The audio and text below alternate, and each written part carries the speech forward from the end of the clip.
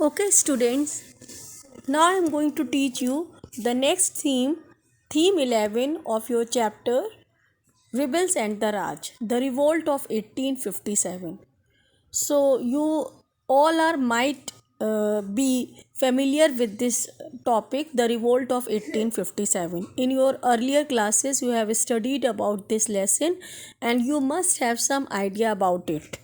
But again, I am going to explain you about this lesson, the revolt of 1857, the reason of the revolt and its causes, and how the revolt was suppressed by the English East India Company with the help of the British government. Okay, so in the previous chapter you have studied that how the English East India Company, after winning the battle of 1757, which and the battle and the subsequent battle of 1764, which was known as Battle of Buxar, Robert Clive, who was the lieutenant general of English East India Company, got the Diwani rights from the Mughal emperor at that time. And Diwani rights means, what is the meaning of Diwani rights? Diwani rights means the English East India Company had got the right not only to do the administration but also to collect revenue from the whole province of Bengal. So, after Robert Clive, which also came to be known as Lord Clive, he got the Diwani rights from the Mughal emperor. Then the English East India Company became the masters of the Bengal, and in which Lord Clive, he started dual administration. So, what was dual administration? Dual administration means that he took all the rights of collecting revenue in his own hand. He kept all the rights to collect revenue in his own hands, and he placed a puppet Nawab on the throne of the Bengal to do the administration. But this type of dual administration did not work very good for a long time, and finally it was displaced, it was removed, and the first Governor General, Warren Hastings, he started, he introduced a new form of collection of revenue, which came to be known as revenue policy. And this revenue policy was introduced by Charles Cornwallis, okay, who was also known as Lord Cornwallis, and he was also known as the father of Indian administration. So, Charles Cornwallis, who was known as the Lord Cornwallis, in 1793, he introduced a new form of revenue policy which came to be known as permanent settlement. So in 1793, permanent settlement was imposed in the province of Bengal, and at that time Bengal province was a very big province, which included present three days present three states of India, that is Bengal, Bihar, and Orissa. So, in such a big province, he introduced this policy and he started collecting the revenue from the peasants. In this way, they used to, this English East India Company started gaining more profits, because whatever revenue they were collecting from the farmers, they started. The revenue that was collected was used to purchase goods from or raw materials from India, and then they used to purchase the raw material and sell it in their own native country in higher prices. So they were gaining more and more income from it. So this was the previous chapter I have told you. But one more reason was there, that there are few other reasons which ultimately led to the revolt of 1857. So not only the inexorbitant revenue, okay, from that was collected from the farmers, and they were not giving any mercy. They were not merciful to the farmers even during the natural disasters when their crops failed. So the peasants were also were very much dissatisfied with the revenue policies that were introduced by the English East India Company. But there were some other reasons too. So what were the other reasons?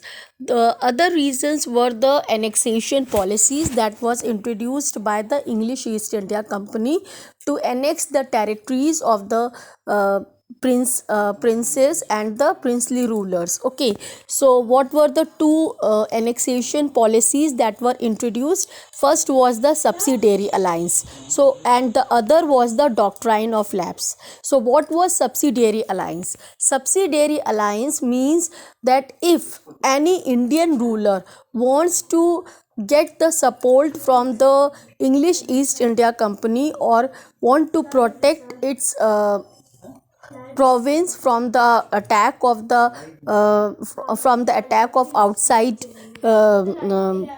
invaders, or even from the Indian rulers, then if it wants to get the support from the English East India Company, then it has to undergo an alliance with the English East India Company. And what was that alliance? That particular Indian ruler had to maintain a very big army of English East India Company in his own province under his own expenses. And second thing was that he also has to keep a British resident in his court, which can interfere anytime, not only even in the political matters but also in the personal matters of the king.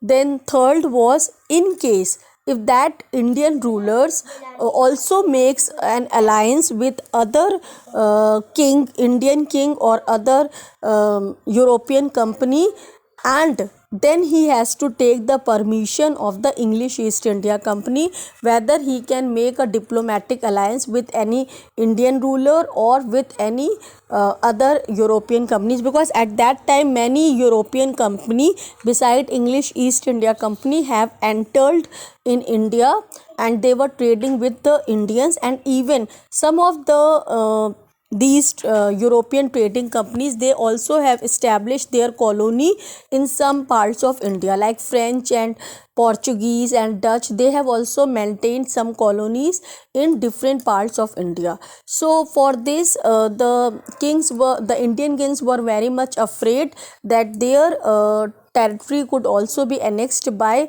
the European companies or by other Indian rulers. So when they take the support of the English East India Company, then they have to undergo these terms and conditions which are there in the subsidiary alliance. And in case if any Indian rulers, if he has already undergone the subsidiary alliance, means if he has already done the subsidiary alliance, and he without the permission of the English East India Company again uh, becomes friend of any other European country or makes an alliance with other European country, then it is considered as a breach of contract, and on that ground also his territory could be annexed by the English East India Company. So it was a policy of annexation. Why? Because first of all, for any thing, the king has to take the permission of the English East India Company. So he just like a puppet ruler in the hands of the English East India Company, because he cannot take his own independent decisions in the matter of any diplomatic affairs. He cannot make an alliance with any other European country or with any Indian ruler. Okay, first of all he has to take the permission. And second thing is that second thing is that कि he has to maintain a very big army of English East India Company. He cannot maintain his own army, so he was not an army, and a king without army is nothing. So he was maintaining a huge army that was of English East India Company, not of his own. And third is that he means that British resident always interferes in his, not only his political matters but his personal matters also. So in this way, this policy, that is the subsidiary policy, is a policy of annexation. Okay. Now second was the doctrine of lapse. So who introduced this policy? Lord Wellesley. Okay. So Lord Wellesley, he introduced the doctrine of lapse. Okay. Now what was the policy of, in this policy, if any Indian ruler who has already undergone, who has already means has undergone with the subsidiary alliance, means already he has accepted the subsidiary alliance. So any Indian ruler who had already accepted the subsidiary alliance, this policy, that is the doctrine of lapse, was introduced to that particular ruler who has already accepted the subsidiary alliance, and it was introduced by Lord Wellesley. According to this policy, if any Indian ruler who has accepted the subsidiary alliance, he dies without a legal heir. Without a legal heir means without giving birth to his own biological son, he dies, then his adopted son will not be entitled to inherit his throne. Means he will not be entitled to inherit his throne, means that then automatically his whole kingdom or his whole territory will lapse into the hand of the British, or I mean say English East India Company. Lapse means it will go to the English East India Company. ठीक है ना. तो this was another policy of annexation which was introduced by the English East India Company to take over the Indian territories. Okay. So the rulers were not satisfied because many of the rulers, their territories were taken away, were seized by these policies, and some of the Indian rulers whose territories were annexed in this manner, they were Jhansi, Sambalpur, then Nagpur, and Bhagalpur, and all these. So these all Indian rulers whose territories were annexed through this policy, they were very much dissatisfied, and they want to end. They were against the English East India Company, and they wanted to take back their territories which were annexed by them through these policies. Okay.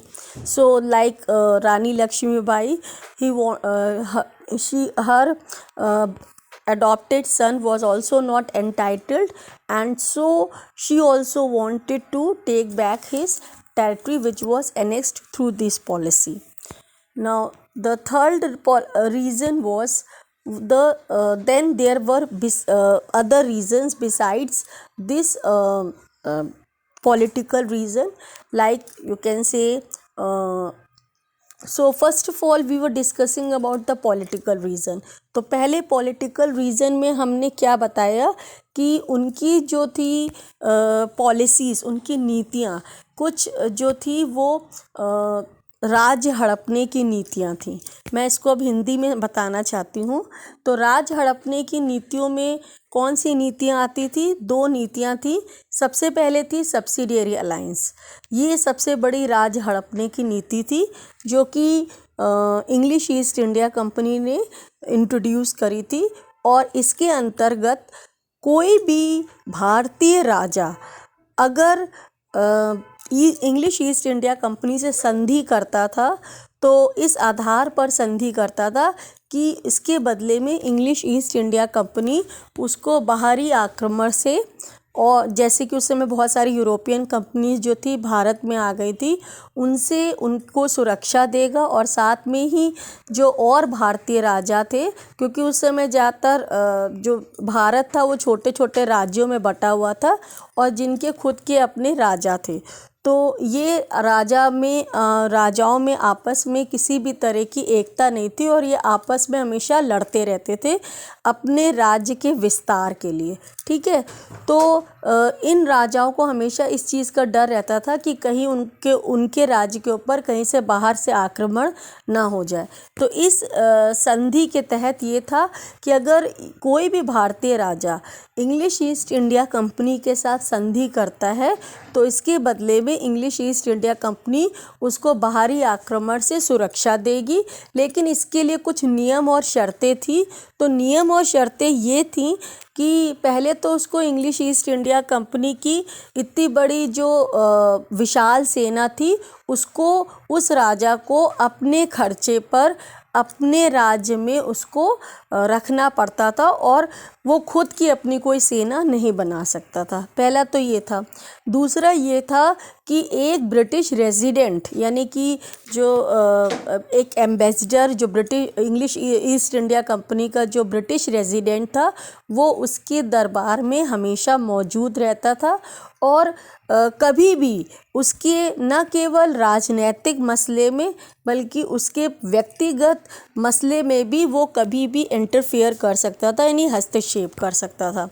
और तीसरा ये था कि अगर वो राजा English east India company जिसके साथ उसने सब्सिडियरी अलायंस की हुई थी, उसके अलावा अगर किसी अन्य यूरोपियन कंपनी के साथ किसी भी तरह का राजनैतिक संधि करता था तो उसके लिए उसको इंग्लिश ईस्ट इंडिया कंपनी से परमिशन लेने की ज़रूरत होती थी।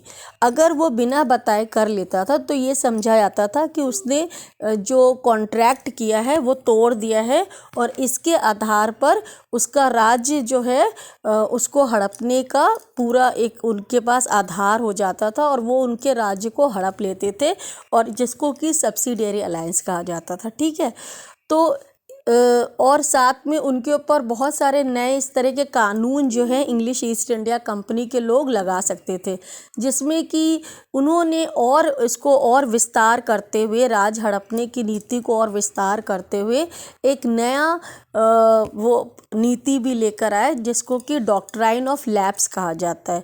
तो डॉक्ट्राइन ऑफ लैप्स को किसने इंट्रोड्यूस किया था? लॉर्ड वेलेस्ली ने किया था। और इसके आधार पर ये था कि जो भी राजा जिसने ऑलरेडी सब्सिडियरी अलायंस किया हुआ है, अगर वो बिना किसी कानूनन वारिस के, यानी कि बिना खुद के जो जिसको उसने पैदा किया हो उस बेटे के बगैर अगर उसकी मृत्यु हो जाती थी तो उसका जो अडॉप्टेड सन था, यानी दत्तक पुत्र, उसको जो है राज्य का वारिस नहीं माना जाता था और फिर वो जो उसकी राज्य था वो पूरी तरीके से इंग्लिश ईस्ट इंडिया कंपनी के पास चला जाता था।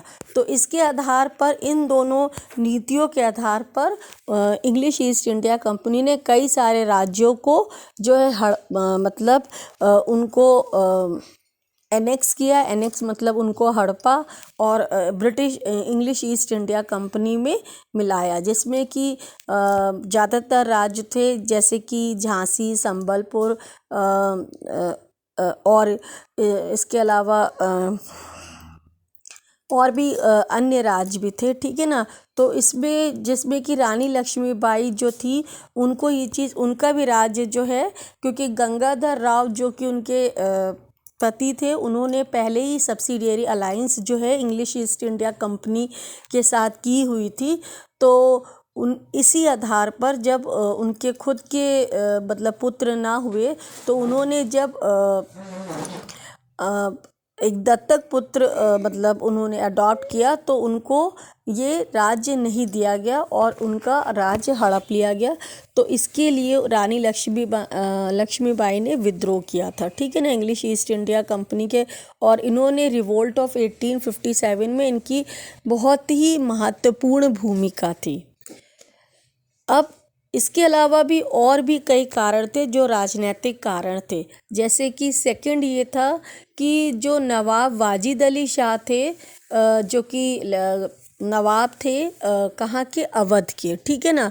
तो अवध के जो नवाब थे वाजिद अली शाह, उनको भी जो है इंग्लिश ईस्ट इंडिया कंपनी ने, क्योंकि उन्होंने भी सब्सिडियरी अलायंस किया हुआ था, ठीक है। तो इसके आधार पर उन्होंने, क्योंकि उनके ऊपर एक एलिगेशन लगाया, he was एलिज्ड that he was not able to rule in his province. He was not an able administrator, and just on the allegation that he was not an able administrator, Wajid Ali Shah was disposed from his own throne and he was exiled. Okay, तो वाजिद अली शाह को भी जो कि अवध के नवाब थे और बहुत लोकप्रिय थे अपने लोगों के बीच में, उनको इस ग्राउंड पर कि वो अच्छी तरीके से एडमिनिस्ट्रेशन नहीं कर पा रहे हैं, उनको हटा दिया गया था। तो इससे जो अवध की जनता थी, जो कि नवाब वाजिद अली शाह को बहुत पसंद करती थी, उन्होंने इस चीज़ के खिलाफ विद्रोह कर दिया था, ठीक है।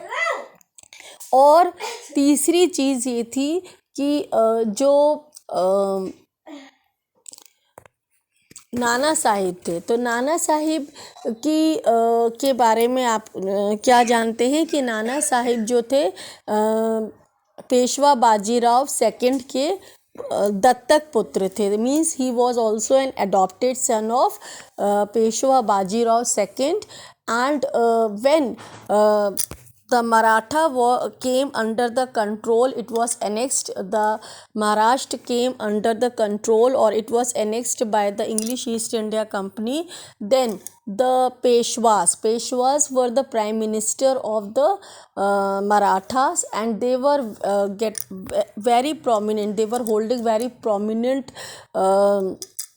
power, holding power. They were very much powerful and very much prominent in the administration of Marathas. Okay, so these Peshwas were then they were exiled from their own place, means they were dispossessed from their own, they were deprived of their own place. And so Peshwa Bajirao has to take shelter in a place near Kanpur, which is known as Bithur, and he started living over there, and his adopted son Nana Sahib. Okay, so he was the heir, he became the heir of the Peshwa Bajirao second. Okay, but when and they were living on the pension which they were given by the English East India Company. मतलब जो pension, क्योंकि इनको उनके ही राज्य से हटा दिया गया था, तो अब इनकी जो सोर्स ऑफ इनकम थी वो क्या थी, पेंशन। जो पेंशन उनको दी जाती थी इंग्लिश ईस्ट इंडिया कंपनी के द्वारा। तो जब पेशवा बाजीराव के जो सन थे नाना साहिब, उनको इस ग्राउंड पे पेंशन देना मना कर दिया गया था कि he was not the legal heir, he was not the biological son of Nana Peshwa Bajirao. So when he was refused for the pension, then ultimately Nana Sahib also came into the direct revolt with the English East India Company, because this was the ultimate source of income and living for the and maintenance of his own empire, which he has established in Bithur, and that was the pension that he was getting from English East India Company. And when it was refused, then they came under the direct conflict. Okay, so this was another reason. Now, so these were the three main political, and one more reason was there, and that was Bahadur Shah Zafar. So Bahadur Shah Zafar second, he was the last Mughal emperor of Delhi. Okay, and uh, during his time, the English East India Company took control over the Delhi, and he was dispossessed, and he was told to live somewhere else with his two sons, and it was already told to him that after his death his two sons will not become the emperor of Delhi. They will not be they will not be entitled to inherit him. They will not be entitled to uh, for the throne, Mughal throne, and the whole Mughal administration will be go under the hands of the British English East India Company.